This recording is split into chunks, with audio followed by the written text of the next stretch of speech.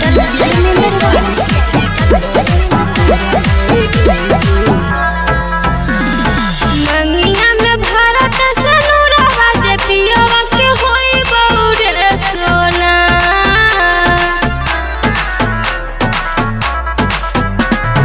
मंगिया में भारत से नूरावा जे पियावा के होई बौरे सोना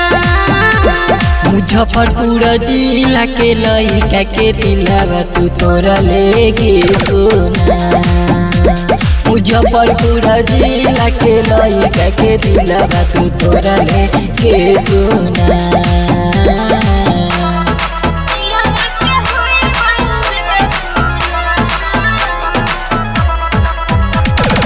म्यूजिक डायरेक्टर धर्मेंद्र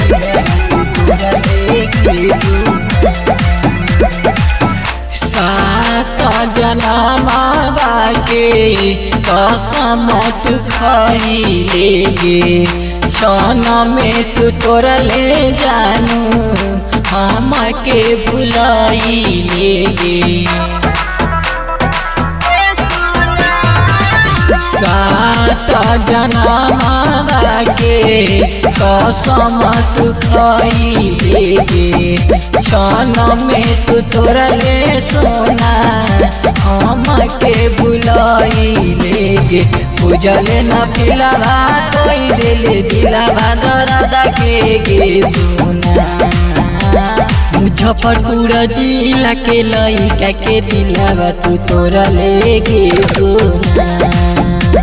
मुजफ्फरपुर जिला के लइका के दिलावा तू तोरा लेके सोना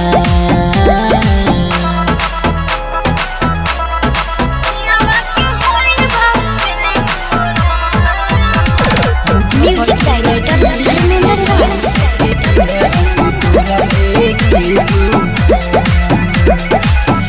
पियावा के नाम के